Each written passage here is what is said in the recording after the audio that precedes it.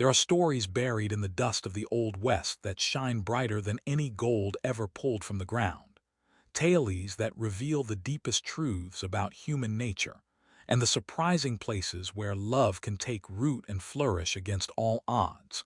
In the unforgiving landscape of frontier America, where survival demanded steel and stone hearts, where weakness meant death, and where most people learned to trust only themselves, one unlikely meeting would prove that sometimes the person nobody wants turns out to be exactly what someone needs to transform a hard life into something worth living.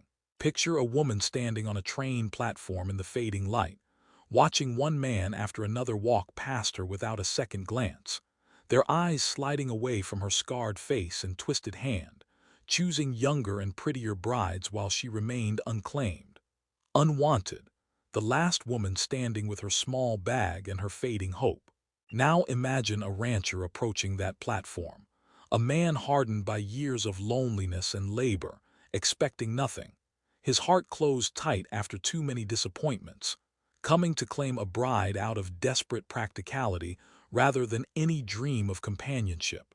What happened when these two rejected souls found each other in that moment would become a story whispered around campfires and passed down through generations, a testament to how the broken pieces nobody else values can fit together to create something stronger and more beautiful than anything the world considers whole, proving that real worth has nothing to do with appearances and everything to do with the courage to see beyond surfaces to the treasure hidden underneath.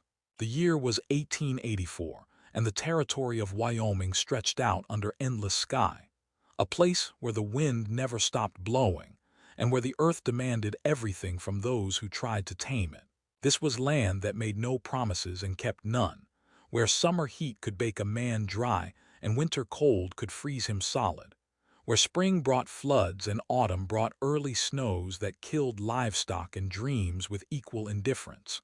The small town of Copper Ridge sat at the edge of this wilderness, a collection of wooden buildings that looked temporary even though some had stood for 20 years, home to maybe 60 families who had come west seeking fortune or freedom or escape from lives that had become unbearable in more civilized places. Among the ranchers working the land around Copper Ridge was a man named Jacob William Stone, called Jake by the few people who spoke to him regularly, who owned about 1,500 acres of grassland and rocky hills, where he ran cattle that somehow survived despite conditions that seemed designed to kill everything living.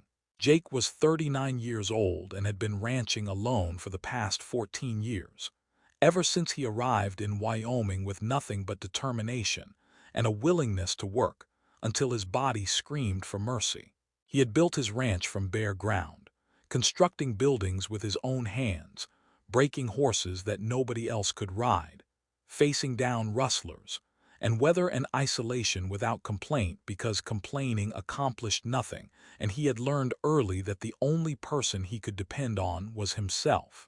Jake's ranch house reflected the man who lived there, functional but harsh, providing shelter without comfort, walls without warmth, survival without joy.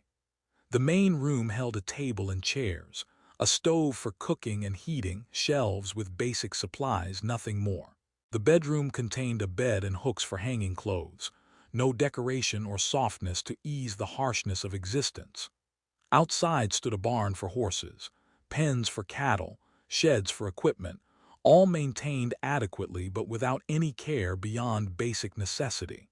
This was the home of a man who had forgotten, or perhaps never learned, that life could be more than just getting through each day until the next one arrived.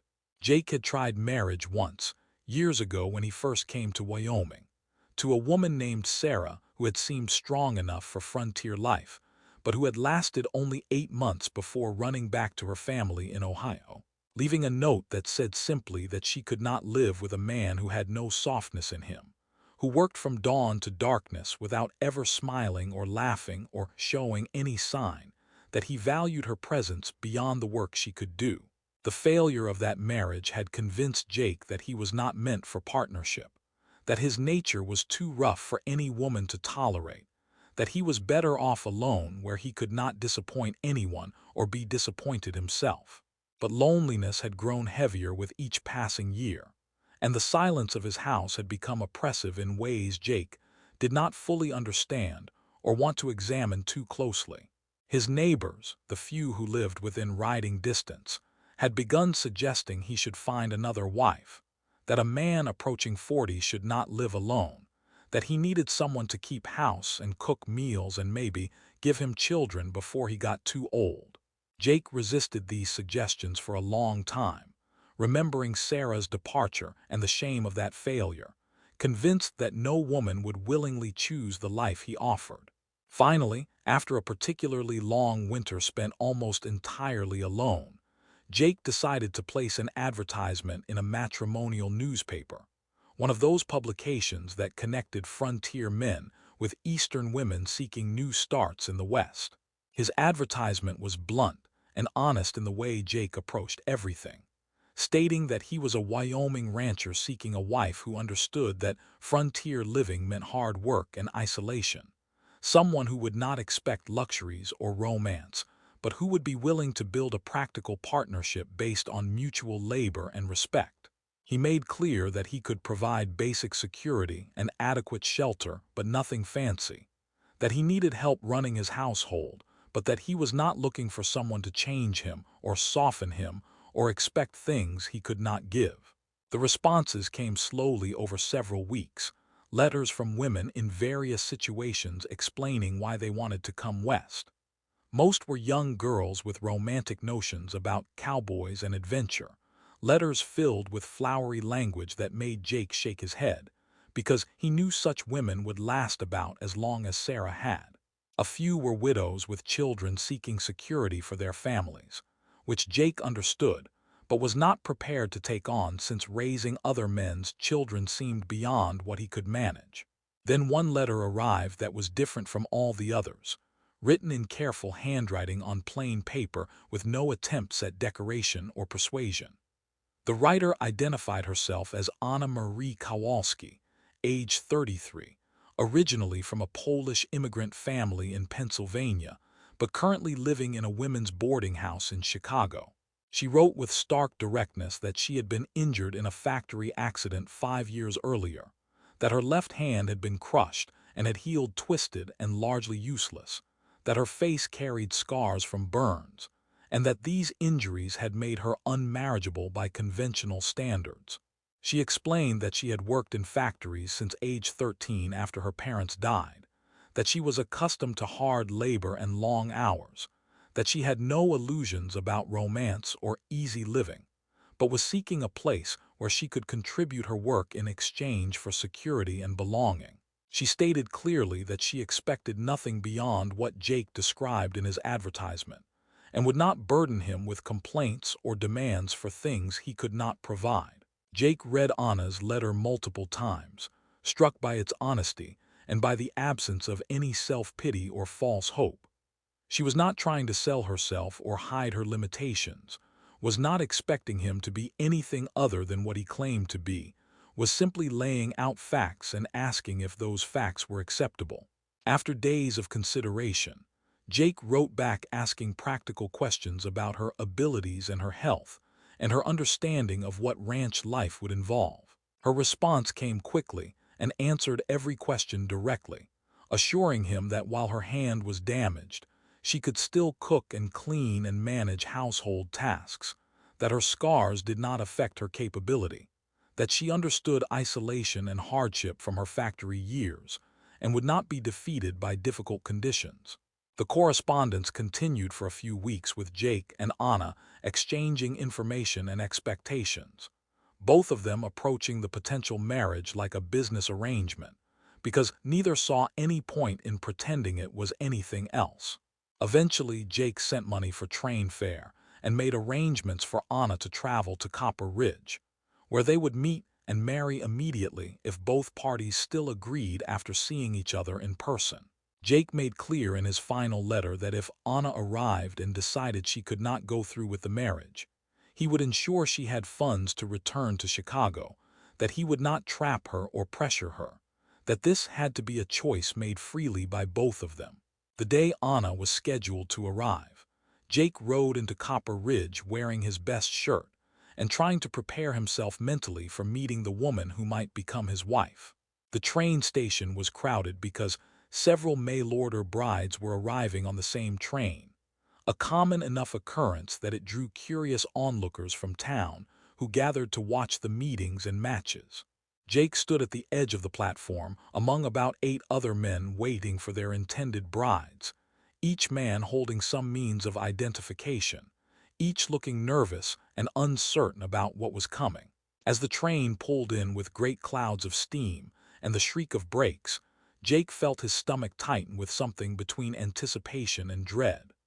The women began stepping down from the train car, each looking around for the man who had brought her to this remote place, and one by one they were claimed by waiting men who stepped forward to identify themselves. Jake watched as younger women with fresh faces were quickly matched with their intended husbands, watched as the platform gradually cleared, until only a handful of people remained. Then Jake saw her, the last woman to descend from the train, moving carefully down the steps with obvious difficulty, using her right hand to grip the railing while her left hand hung at an awkward angle against her body. Anna Kowalski was a small woman, perhaps 5 feet 2 inches tall, slender in build, wearing a plain dark dress that had been carefully mended.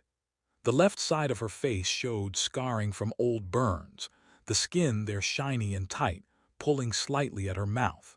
Her left hand was indeed twisted, the fingers curled into a position that looked painful, though her expression suggested she had long since adapted to the discomfort. But despite these physical marks of past suffering, there was something in the way she held herself, a straightness to her spine and a directness in her gaze that spoke of inner strength. Jake was about to step forward when he noticed 2 other men approaching Anna, men whose intended brides apparently had not arrived on this train, and who were now eyeing Anna as a possible substitute. Jake heard one of them comment that any wife was better than no wife, heard the other agree that beggars could not be choosers, and he saw Anna's face tight as she understood she was being evaluated by men who had not chosen her, but were considering whether she was acceptable as a replacement for what they really wanted. Something hot and sharp moved through Jake's chest at that moment, an anger he had not felt in years, anger at these men who would treat a woman like a commodity, who would approach her with such disrespect. He moved quickly across the platform, his long strides covering the distance, and he positioned himself directly in front of Anna, blocking the other men's approach. He told them in a voice that carried clear warning that this woman was his intended wife, and that they needed to look elsewhere. The 2 men, seeing the size of Jake and the determination in his face, backed away with muttered excuses. Jake turned to Anna and removed his hat, introducing himself and telling her he had been waiting for her. Anna looked up at him with eyes that showed both relief and wariness, eyes that had clearly seen enough cruelty to be cautious of kindness. She thanked him for meeting her and apologized for being the last one off the train, explaining that she moved slowly and hoped that would not be a problem. Jake, feeling that unexpected protectiveness still burning in his chest, told her there was no need to apologize, that they would move at whatever pace suited her, that she should feel safe from this moment forward. Jake and Anna were married that same evening in a brief ceremony at the small church, with the preacher and 2 townspeople serving as witnesses. The whole proceeding took perhaps 10 minutes, with vows exchanged in quiet voices, both parties speaking with seriousness but without emotion, sealing an agreement rather than celebrating a romance. When the preacher pronounced them married, Jake and Anna shook hands formally, acknowledging the partnership they had just entered. They rode to Jake's ranch in his wagon as darkness fell across the Wyoming plains, sitting side by side in silence because neither knew what to say to this stranger they had just married. Anna looked out at the vast emptiness that surrounded them, so different from the crowded city streets she had known her entire life, and Jake could see her taking it all in, her expression unreadable. He pointed out landmarks and explained the boundaries of his property, his voice falling into the practical tone he used for giving instructions. When they arrived at the ranch house, Jake helped Anna down from the wagon and carried her small bag inside, lighting lamps so she could see the space that was now her home. Anna looked around without comment, taking in the bare walls and minimal furniture, the dust, and the general atmosphere of a place where no care had been given to comfort or beauty. She did not react visibly to the starkness, but simply asked Jake where he wanted her to sleep, making clear she expected separate arrangements. Jake showed her to the smaller bedroom, explaining that this would be her private space and that he would respect her privacy completely. He explained his daily routine and when he expected meals and what work needed doing, speaking in the same tone he might use with a hired hand. Anna listened carefully and asked practical questions about supplies and equipment and his preferences. They spoke like business partners, both careful to maintain distance, both aware they were strangers bound together by agreement rather than affection. That first night, Jake lay in his bed listening to the sounds of another person in his house, hearing water being poured and floorboards creaking, unable to sleep, because everything felt strange and uncertain. He wondered if he had made a mistake, if this arrangement would prove as unsuccessful as his first marriage, if Anna would last even a few months before deciding she could not bear this life. He thought about the scars on her face and the twisted hand, and the way those men at the station had dismissed her, and his anger returned, mixed with uncertainty about whether this damaged woman could actually adapt to ranch life, or whether her factory experience had prepared her for challenges she could not yet imagine. Anna Marie Stone, as she was now called, began her work the very next morning, rising before dawn as she had done during her factory years, building fire in the stove and preparing breakfast before Jake emerged from his room. When Jake came to the kitchen expecting to cook his own meal as he had done for years, he found coffee made and food cooking, saw Anna moving around the kitchen with efficient motions despite her damaged hand, compensating for her limitation by planning her movements carefully. Over the following days, Anna set about transforming Jake's house from barely functional shelter into something approaching an actual home. She cleaned systematically, washing every surface, organizing supplies, attacking years of neglect with determination. She used fabric from her own small store of possessions to make curtains for the windows, adding small touches of color. She planted herbs near the house, creating a tiny garden that would provide flavoring for cooking. She reorganized everything to be more efficient, established routines for household tasks, brought order to domestic life that had been chaotic during Jake's bachelorhood. Jake watched these changes with mixed feelings, grateful for improvements but uncomfortable with disruption of patterns he had maintained for years. He was not used to considering anyone else's needs or preferences, not prepared for how Anna's presence filled the house even when she worked quietly. He found himself being short-tempered occasionally, snapping at Anna over small things, asserting his authority in ways that were unnecessary. Anna responded to Jake's harshness with patience born from years of enduring worse treatment from factory supervisors. She did not argue or become defensive but simply continued working, adjusting when Jake requested changes but otherwise maintaining her own judgment.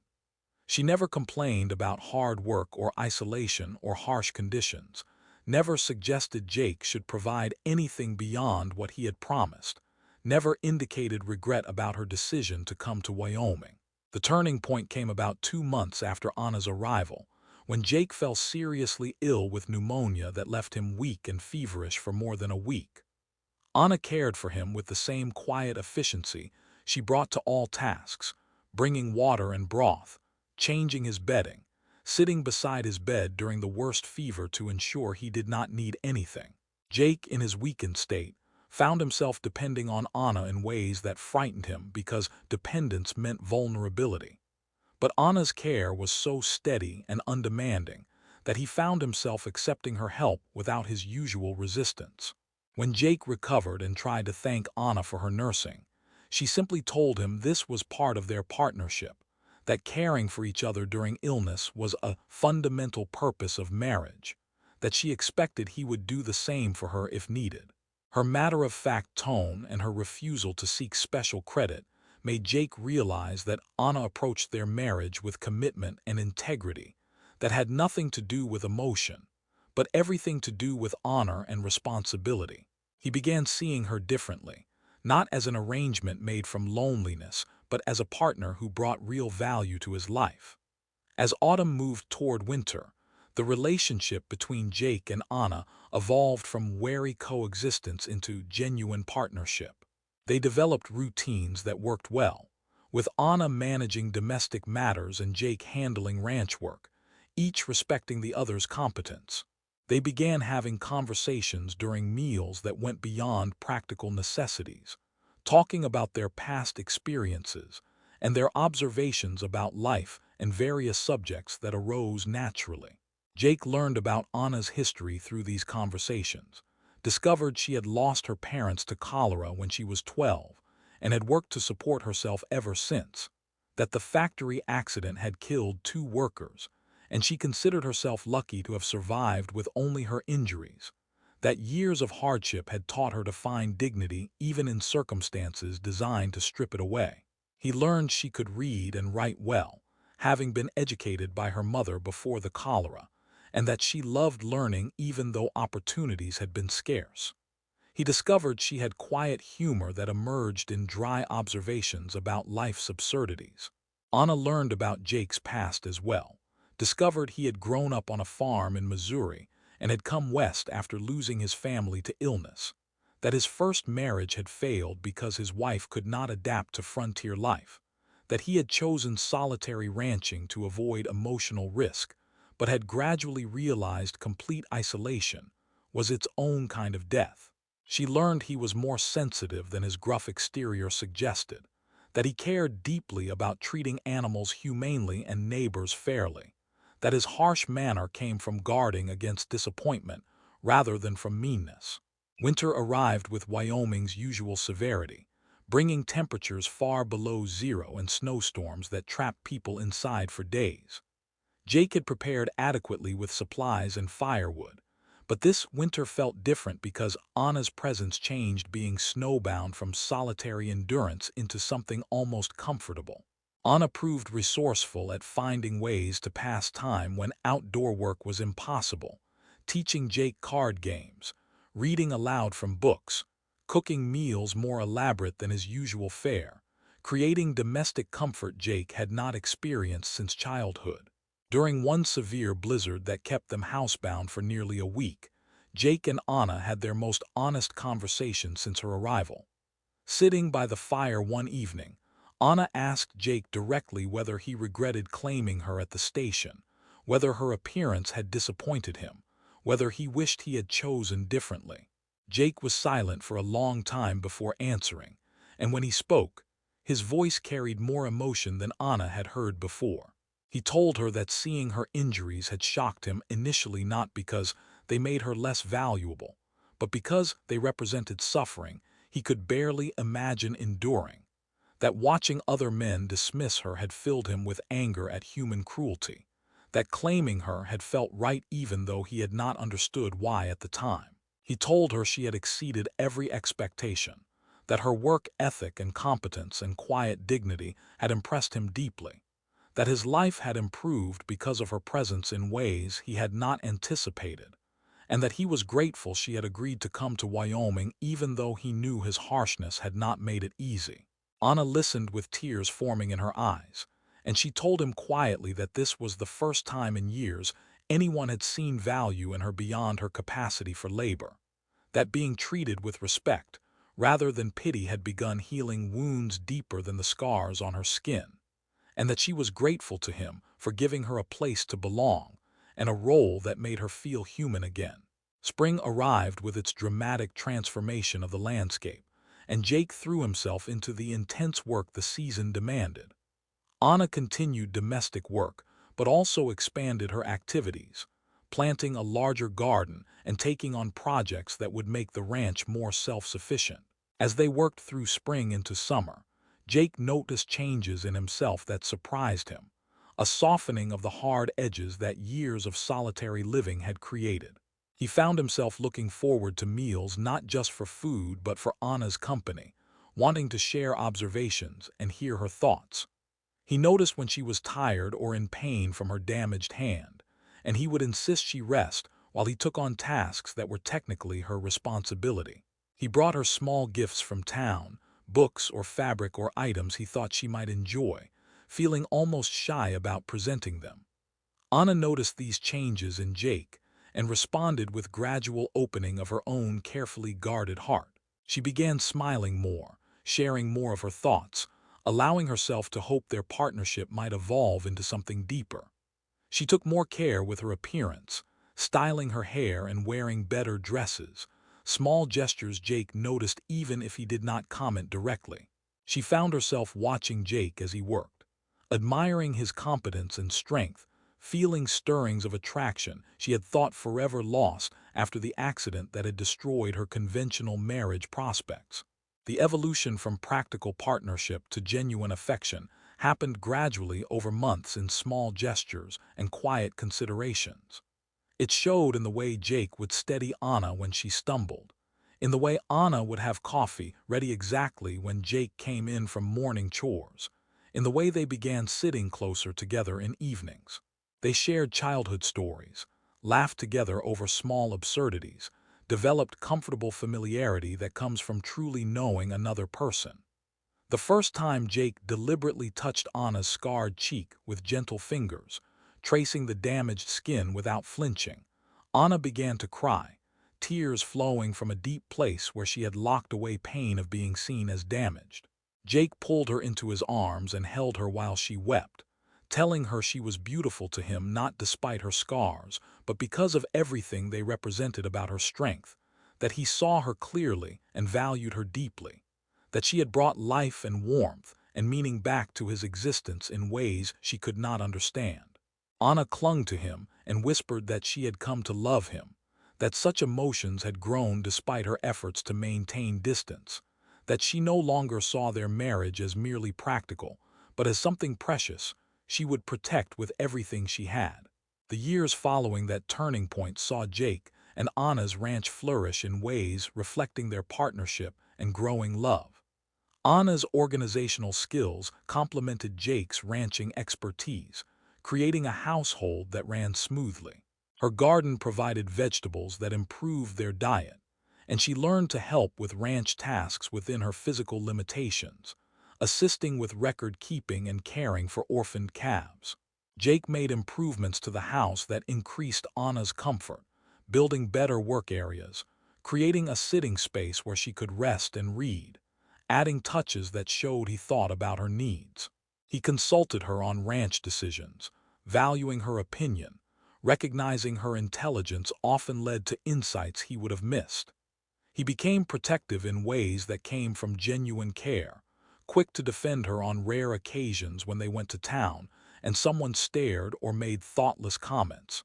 The community gradually accepted Anna as Jake's wife and as a member of society, though some remained judgmental. Anna handled these attitudes with dignified patience, never seeking acceptance from those unwilling to give it but forming genuine friendships with people who looked beyond surfaces. She particularly connected with other ranch wives who appreciated her practical knowledge and willingness to share skills. To their surprise and joy, Anna became pregnant in their 4th year of marriage, a development that brought both celebration and anxiety. The pregnancy was difficult with complications requiring extended bed rest, but Jake cared for her with tender devotion, refusing to complain about the burden. Their son was born on a spring morning, a difficult birth that left both mother and baby exhausted but alive and healthy. They named him Samuel, and he became the light of their household. Samuel grew up understanding that love could overcome any obstacle, and that appearances meant nothing compared to character. Anna proved an excellent mother, patient and affectionate while practical and firm.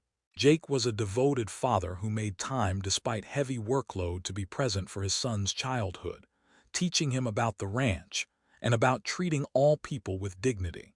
In the harsh landscape of frontier Wyoming where survival required toughness, and where human connections were often temporary and transactional, the story of Jake and Anna Stone stands as powerful testimony to the transformative power of seeing beyond surfaces to recognize true worth.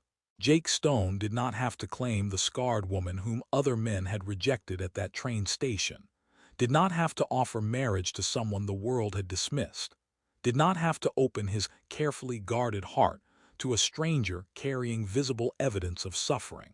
He could have chosen differently, could have waited for some more conventionally attractive prospect, could have continued his solitary existence rather than risk disappointment. But Jake made a choice in that moment that changed not just Anna's life but his own, a choice that came from someplace deeper than calculation. Perhaps he saw in her something that reminded him of his own rejection and unworthiness after Sarah's departure. Perhaps he was moved by the dignity with which she stood alone on that platform, unclaimed yet maintaining self-respect. Perhaps he simply recognized that appearances meant nothing compared to character. Whatever the reason, his decision to claim Anna Kowalski as his bride proved to be the best decision of his life. Anna brought to Jake's ranch and to his life gifts that exceeded anything conventional beauty could have provided. Her practical competence transformed his house from bare shelter into real home. Her quiet strength and refusal to be defeated challenged him to be better than he had been. Her capacity for loyalty despite having every reason to be bitter taught him about real courage. Her presence filled the emptiness that had been consuming him, softening the hard edges that solitary living had created, opening his heart to love and connection in ways that made him more fully human. Together, they built something remarkable from unlikeliest beginnings, creating a partnership that strengthened both of them and eventually produced a son who carried forward their values. Their story spread throughout the territory not as a tale of charity or pity, but as an example of how real love is built on foundation of respect and shared work and daily choices to value another person completely. They prove that partnerships that seem least promising on surface can become strongest and most enduring, that what matters in marriage is not appearance or romance, but commitment and character and mutual support through all challenges life brings. The wild frontier was a hard place that tested everyone who lived there, but it was also a place where new beginnings were possible, where people could escape judgments of more settled society, where unlikely people could find each other and build lives that defied expectations. Jake and Anna's story reminds us that we should never judge others by appearance or past suffering, that the people the world dismisses often possess greatest strength and deepest character, and that sometimes the best things in life come from taking chances on people whom others have overlooked. Their legacy lives on in the enduring truth they demonstrated, that real love sees clearly and values deeply, that it transforms both lover and beloved, and that it can emerge from unlikely soil to grow into something that weathers every storm and enriches everyone it touches.